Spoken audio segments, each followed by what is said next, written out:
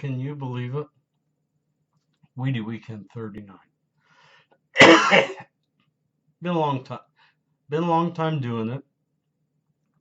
Almost didn't get this one out today. Would have put it out tomorrow if I had to.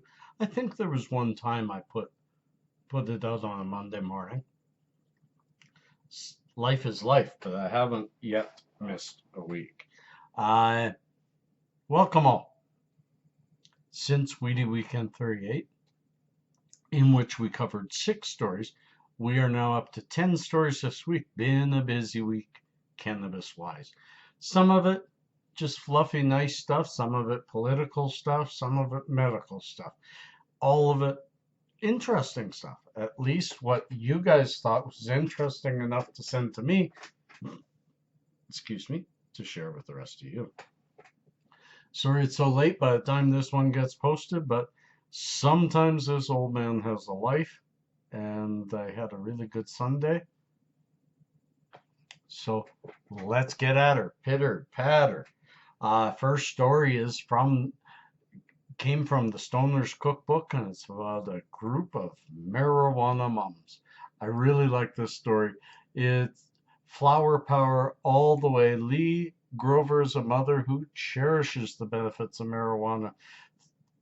And through an article in Cosmos, she goes on to describe what her group does. Her group gets together and has meals and discusses better ways of cooking with marijuana. And they're all well-to-do people it's their cooks who cook it for them. But what they're trying to promote is a mom knows best mentality. Now, of course, the old anti-feminist in me is saying, can we not just say parents? This group is really excluding those fathers of us that are also admonished. And you would think that it's mostly men who smoke, but this proves that there are a lot of women. If not, it's equal. Anyways, they go on and they do some wonderful stuff. This is a quote from it. This mom's club fully believes the stigma around marijuana is absurd. Cheryl Schumann, one of the marijuana moms, says marijuana should not have any stigma surrounding it.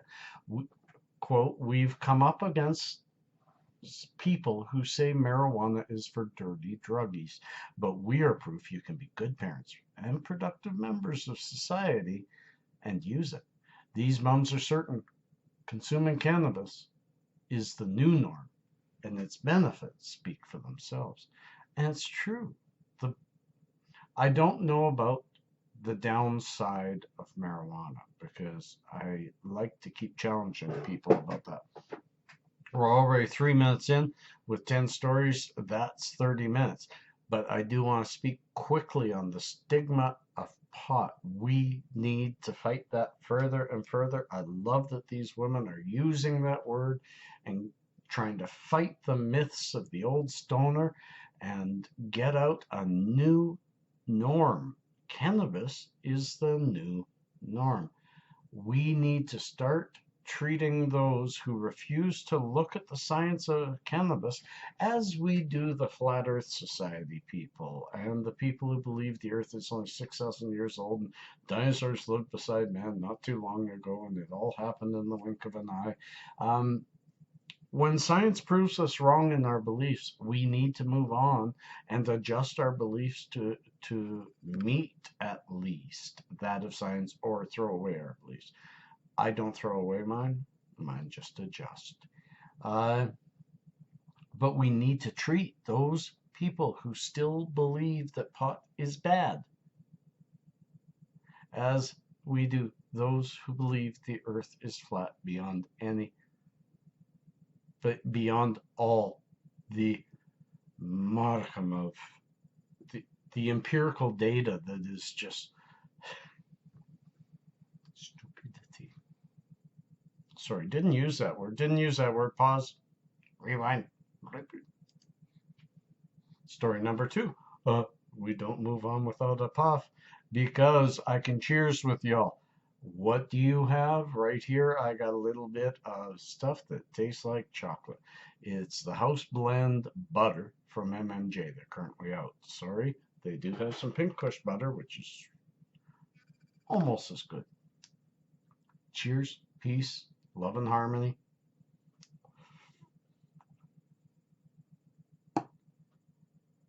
Yes, I get gifts given to me. It's nice. Peace and cheers to all of you who helped me out. I think if I can bring more ways in which I consume, I can test more, I can bring more results to you all. Tonight we did some testing about making bigger, bigger than popcorn nugs for rosin. That's what we're here for, is to find. It didn't work. I'll bring more results later. But that's what we're here for, is to try and find better ways that you can take your medicine. I'll find them for you or help. Let's move on to here's what marijuana does to your bladder. We're in the medical zone, people. We're in the medical zone. Let's keep it there. This is really interesting. We have talked about CBD. We've talked about THC, THCA, active. It being having different components, about there being well over 80 different excuse me, chemicals within the marijuana plant. This one specifically looks at cannabigerol. Cannabigerol. It is CBG. Specifically, research looked at the non-psychoactive cannabinoid known as cannabigerol, or CBG, and its effect on bladder contractility, the ability for the urinary organ to contract. Anecdotal evidence had prompted the team to investigate the potential health benefits of CBG, CBD, and THCV as they relate to bladder dysfunction. I'll let you read the rest, but it very much helps for those who have OAB, overactive bladder. They used to call me Tiny Tank. If Ralph ever watches, Ralph's an old buddy of mine from CP Rail, and he's the one that nicknamed me Tiny Tank. Have one beer, and that's it. I'm going every 10 minutes to the bathroom. But not anymore. Not that I'm medicated properly, and now I know why. I thought it just changed in my age, but it's probably the CBGs. Let's move on to the next story. While we do, sorry for the coughs. I must have a cold coming. Or it's been a weekend without. It's been 4 days without. This is getting to me. So see, it's going to take a while to get back on track. Cheers.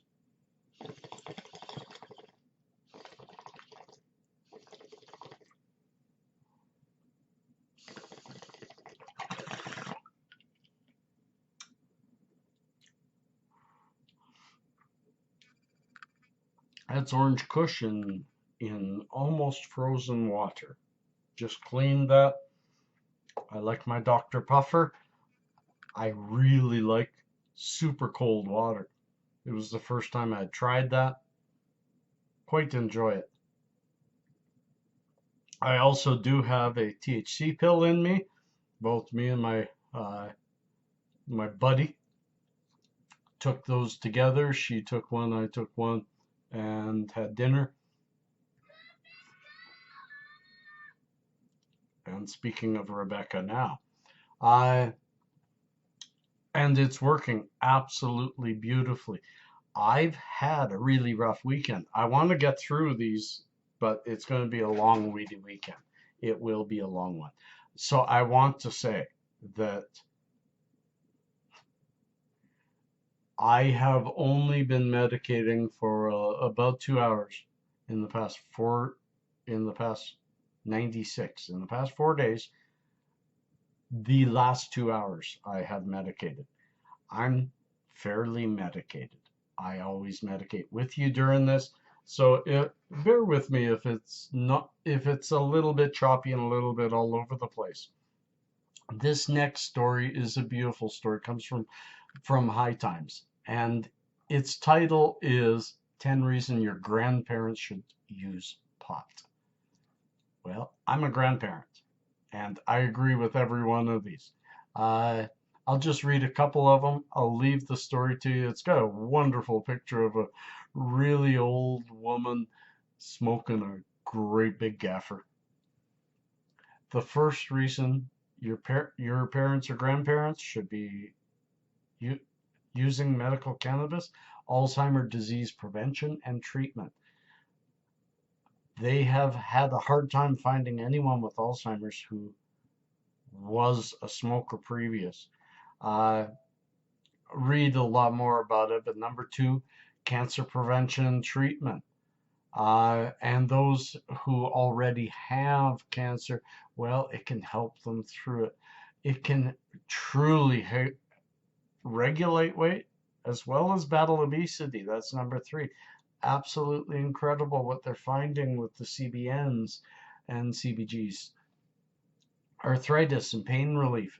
I can attest to that. My hands are terrible. My toes are getting bad, and my shoulders. And boy, oh boy, nothing works like this. Nothing. I've just gone 4 days with my bones creaking and hurting and seizing. And I could probably take out my guitar right now. So, and it's because of this stuff. It's because of this stuff. I will move on. The rest of this can be left for you all. This is a great story for y'all to share with, say, your grandparents or your parents who are trying to talk your grandparents into something. Let's have another cheers to the butter. And we'll have a dab in a minute. Peace and cheers, love and harmony. I'm trying to keep it down a little bit so that I can make it through all this. Now let's move into the next story, which is a Canadian doctor who would prescribe cannabis to his own kids.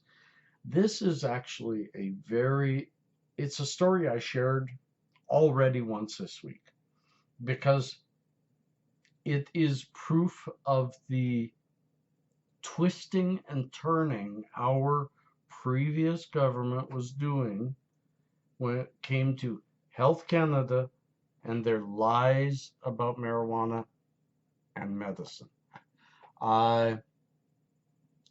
This man came forward because they misquoted him as to calling marijuana dangerous for children. Please read this. He believes in it for children. And he has quite a few points that he makes. And number 4 is he gives advice to Health Canada. And I'm going to quote it here.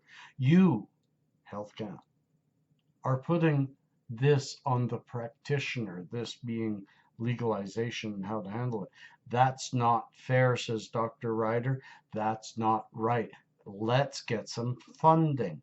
Let's do some research. Let's get the answer that patients and practitioners need to make sure they get the maximum benefit out of this agent.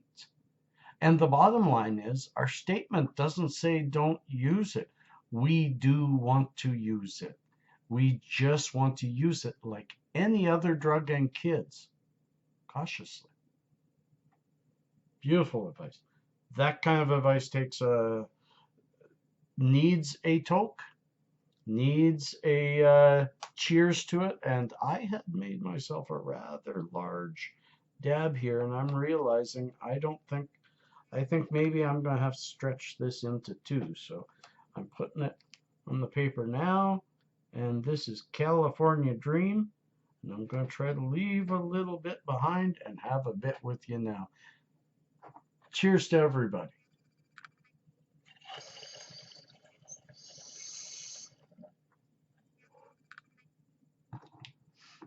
California Dream, what a beautiful shatter.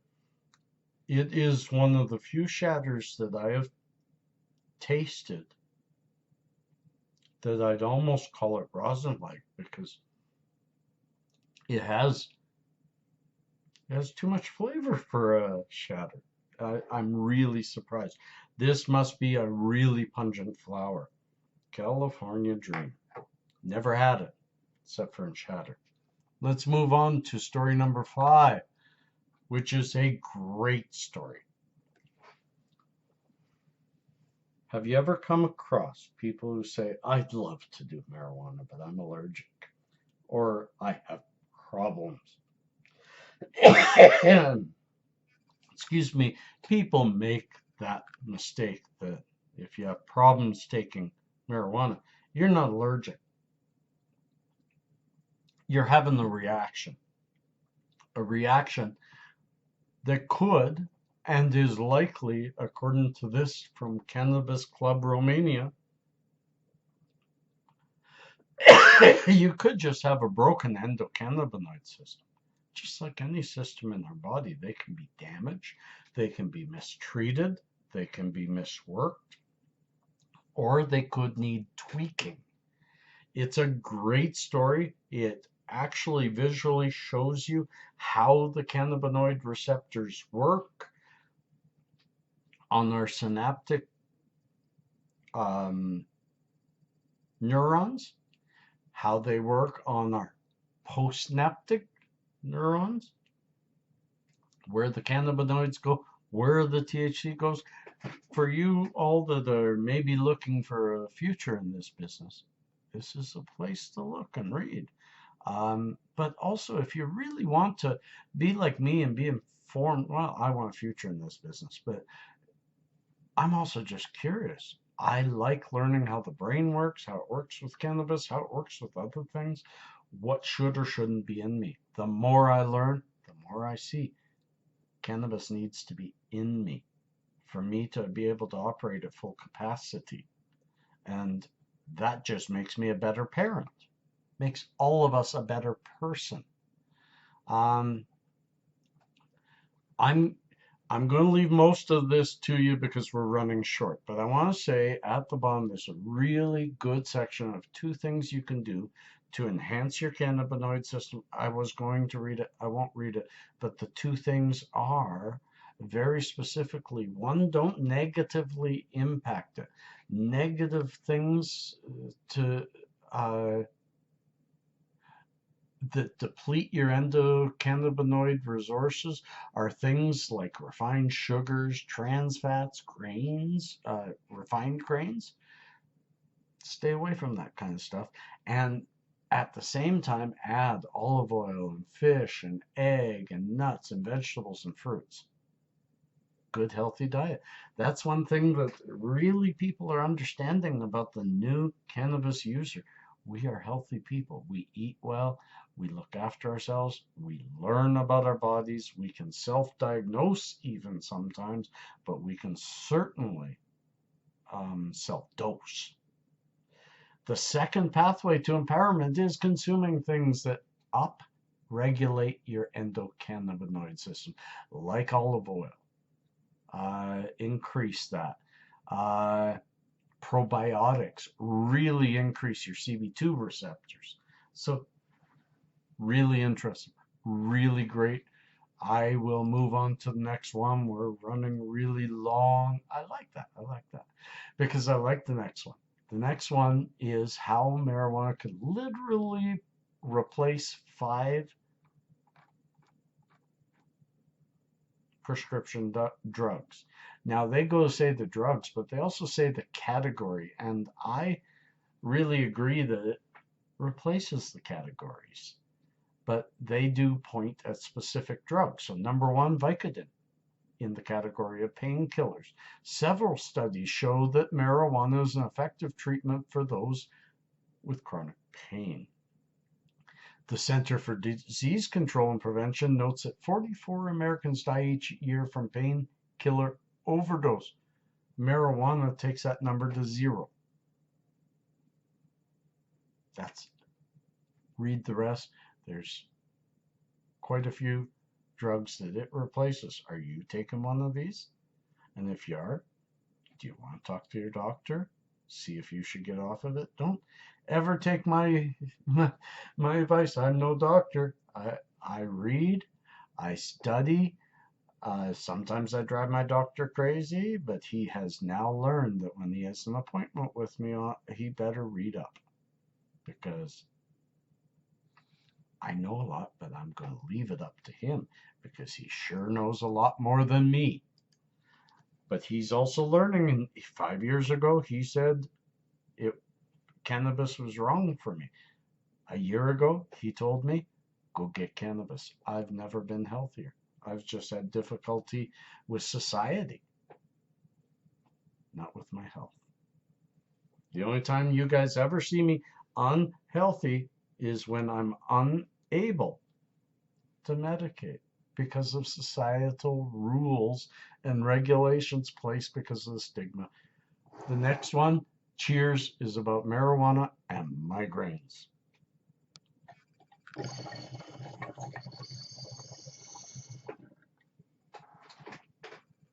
And I will say, here's an area I know a lot about.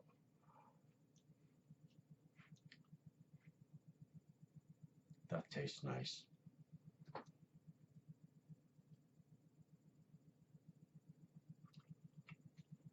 I've never been to California, but I imagine it tastes like that. Anyways, migraines. I digress. I went through my whole life with maybe 2 migraines until the year 2000, and I moved to this damned city of Calgary. We are like Denver, Colorado.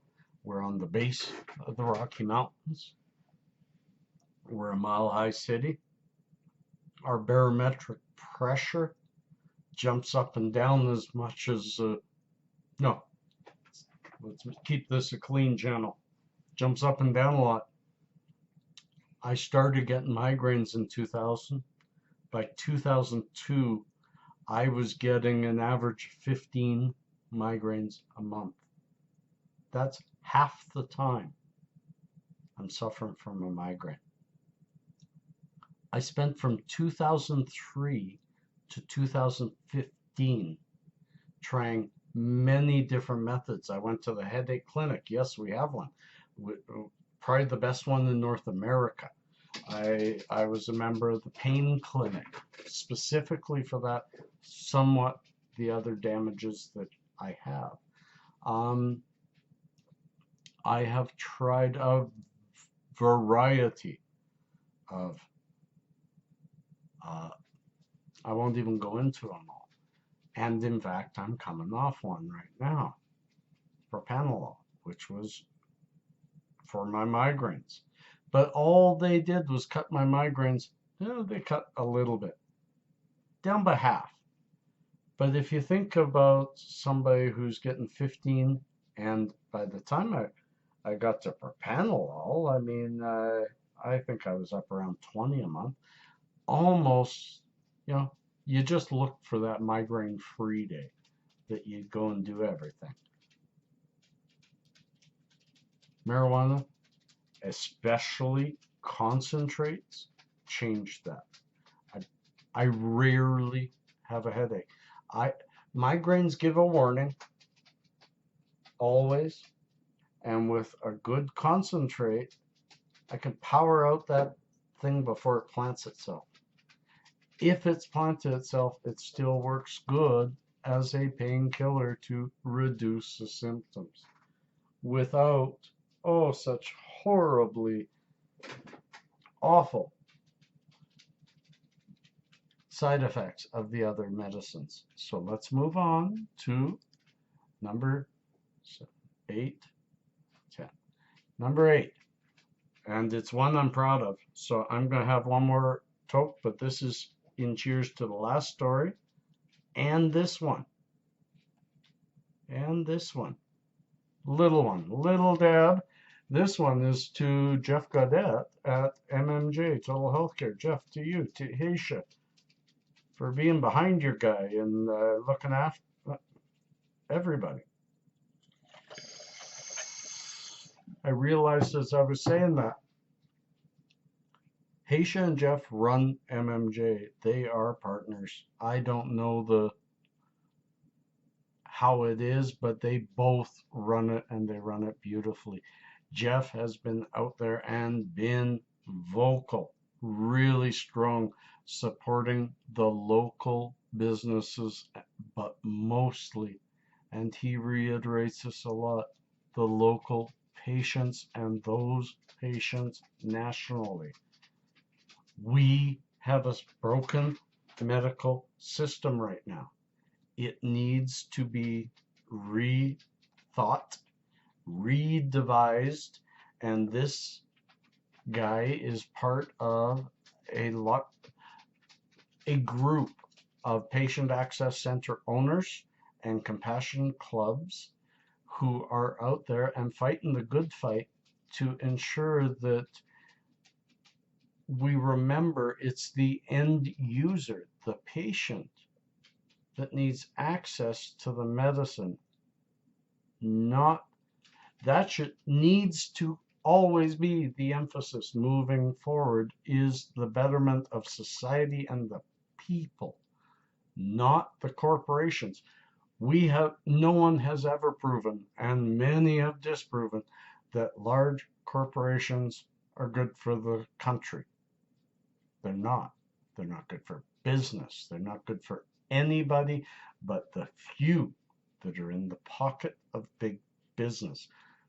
Anyways, this story is him standing in front of City Council at Vernon and a contingent from the local detachment of the RCMP saying to the city, please join us, and meaning he and the other patient access centers, there's 5 in Vernon, join us in requesting of the RCMP to cease and desist until the laws have changed and new regulations are out.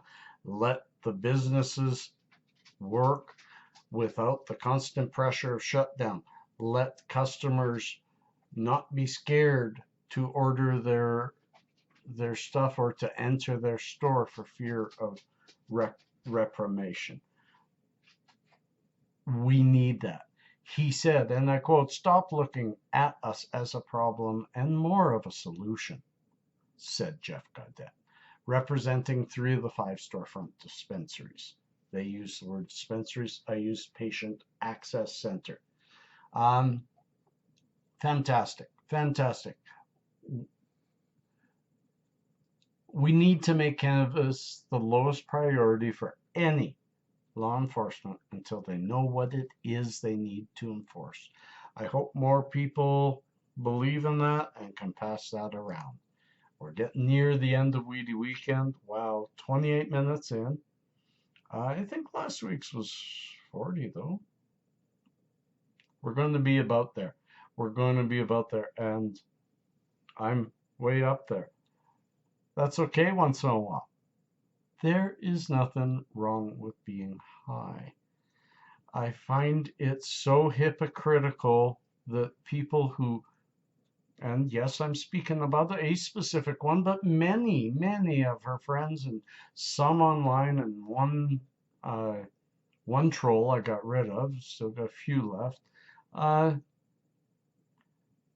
for them to enjoy a poison that makes them high, which I've never stopped anybody from doing, and I don't want it illegal. Have it, enjoy it, if that's your high of choice. But the marijuana is not the same as alcohol. One, yes, we get a high, but it also has a medical component that repairs our bodies and repairs our minds and repairs our organs and doesn't poison us. So they are different. But it doesn't mean that you can enjoy yours and I can't mine. This next story goes on about that. It's from Vancouver Metro, the metronews.ca, and I really enjoy it. It gave me a different insight into, it didn't change my mind. It gave me a new reason to fight cannabis in liquor stores. I have always been of the side that says the reason for that is to keep the criminal element out. By that, I mean that if liquor stores are run by, except in Alberta, I think is the only one, our local is run privately. We don't really have Alberta liquor stores, but everywhere else does. But they're run with a limited knowledge of what they're selling. People know what they're buying. They're buying whiskey or they're buying beer, and they know which beer they're buying. Rarely do you find a connoisseur. Rarely, unless you're going to a very specific liquor store.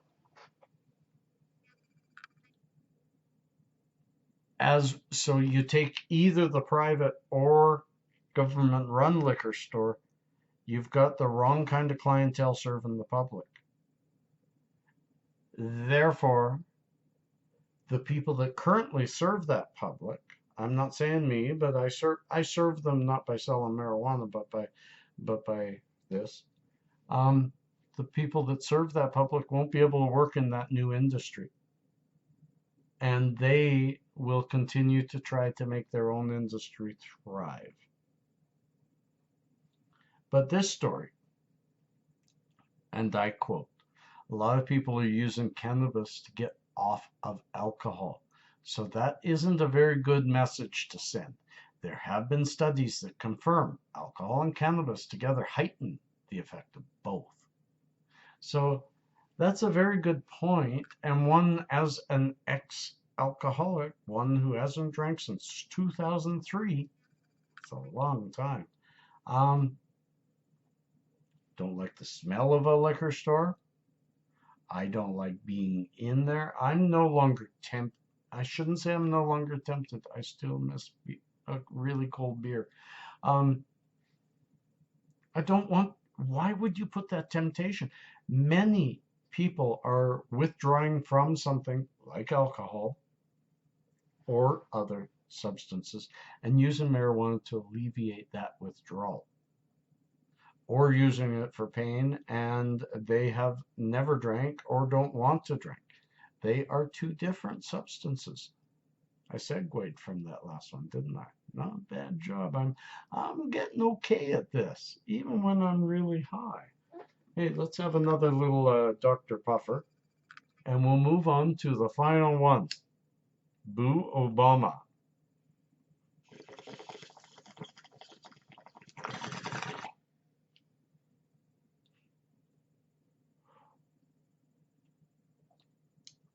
The crass bullshit leader of the United States. I've never made any qualms about the fact that I think he's a waste of time, that he's done nothing to improve the US and everything to kill it. But he had always said, he had always been a little bit of a hope that he might solve the marijuana situation in the US. He has finally put the nail in that coffin by saying reform is not on his agenda for 2016. All he's got to do is get it off the Schedule 1 and let the states take over. Let it be federally no longer an umbrella of illegality. Get it off of Schedule 1. Schedule 1 says it has no medical effect.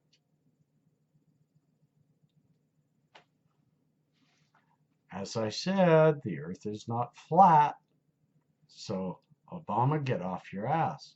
Sign it. Get it off of Schedule 1. You're a lame duck anyway. Get it done.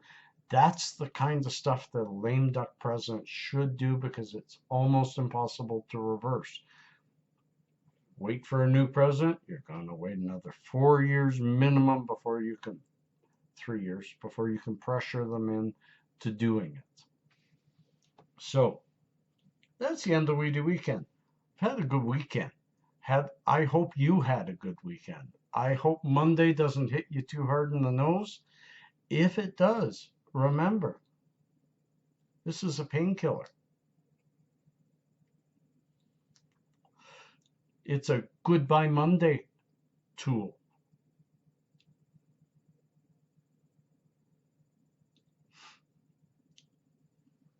Evod Twist. It was a gift.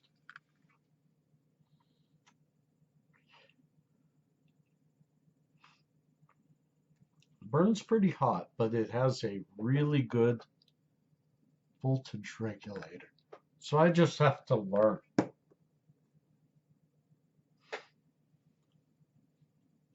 Anyways, I hope I hope I can get this loaded. Like me.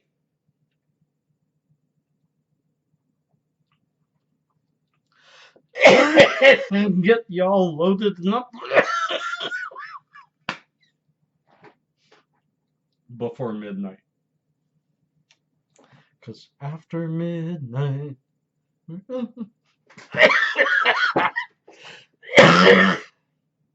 Cool. That one didn't sound good. As I said, peace.